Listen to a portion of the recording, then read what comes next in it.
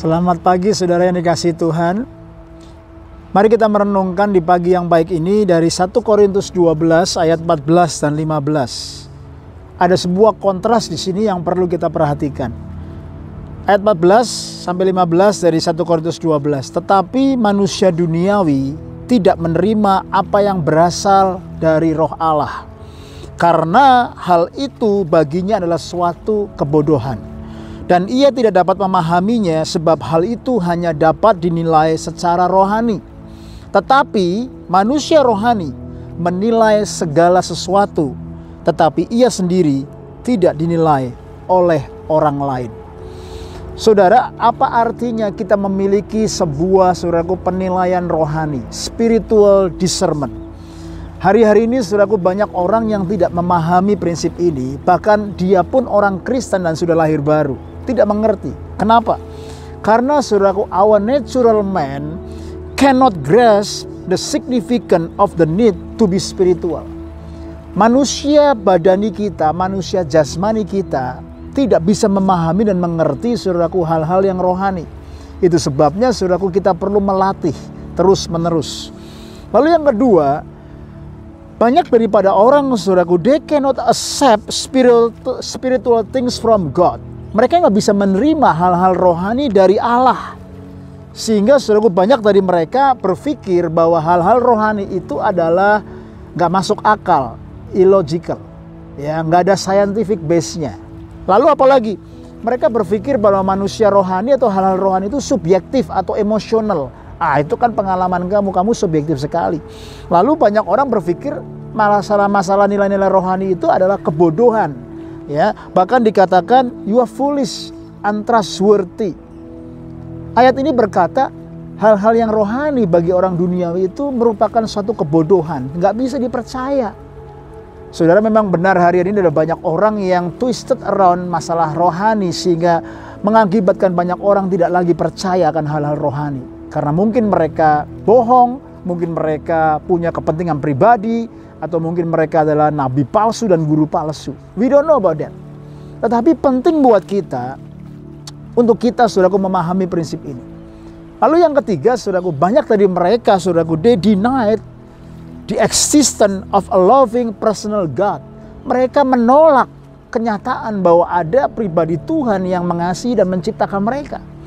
Sehingga pandangan ini akan menimbulkan ada beberapa pandangan-pandangan tentang Tuhan. Yang pertama adalah ateism. They don't believe God is exist.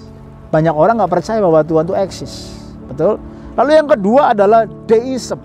Deism adalah pandangan bahwa Tuhan doesn't care. Tuhan tuh nggak peduli gitu loh. Tuhan tuh hanya ngurusin yang surga aja, yang rohani-rohani aja. Saya sakit, saya menderita, Tuhan mana? God doesn't care. Lalu pandangan yang ketiga adalah agnosticism. Agnosticism ini saudaraku adalah pandangan yang berkata bahwa God cannot be known. Tuhan tuh nggak bisa dipahami dan nggak bisa dimengerti. Sehingga banyak orang akhirnya saudaraku dia merasa nggak butuh cari Tuhan. Lalu pandangan yang keempat adalah polytheism. Polytheism adalah ada banyak Tuhan hari-hari ini. There are so many gods. Kalau saudara melihat satu negara tertentu, mereka menyembah bukan hanya puluhan, ratusan, bahkan ribuan dewa. Ya, polytheism. Padahal realitanya ada satu Tuhan yang menciptakan dunia ini, dan satu Tuhan itu datang ke dunia ini. Dia menjelma sebagai manusia, dia mati di atas kayu salib, yaitu Kristus Yesus Tuhan yang begitu mengasihi saya dan saudara dan seluruh umat dunia ini. Saudara, itu sebabnya penting untuk kita memiliki spiritual discernment. Kita mulai melihat saudaraku dan memahami perkara-perkara rohani.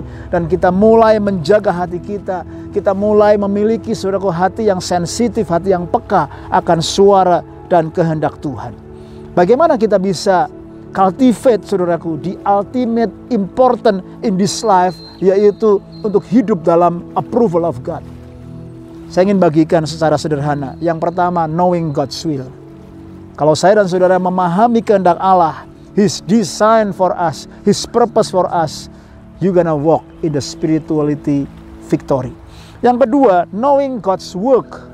Ketika kita memahami dan mengerti pekerjaan-pekerjaan Dia, maka saudaraku kita tahu His mandate dalam hidup saya dan saudara. Yang ketiga, knowing God's way in leading us. Kita memahami di jalan-jalan di mana Tuhan sedang memimpin dan menuntun kita. Artinya, His sovereignty over me and over you. Yang berikutnya, yang keempat adalah walk in the newness life in Christ. Kita berjalan dalam manusia yang baru. Yang lama sudah berlalu, yang baru sudah datang. And we walk with Him every day. Yang berikutnya, yang kelima, walk in the strength of His empowering. Ketika kita lemah, kita lesu, kita berjalan dalam kekuatan kasih karunia-Nya, di mana kita di-empower terus-menerus. Dan yang terakhir, kita walk in the wisdom and the spirit of discernment. Setiap hari kita discern, Tuhan, mana kehendak-Mu, apa yang menjadi isi hati-Mu. Dan kita minta the wisdom that come from the Lord always lead us, supaya kita memiliki paradigm perspektif yang ilahi, yang dalam kekekalan, yang mulia, dan menyenangkan hati Tuhan.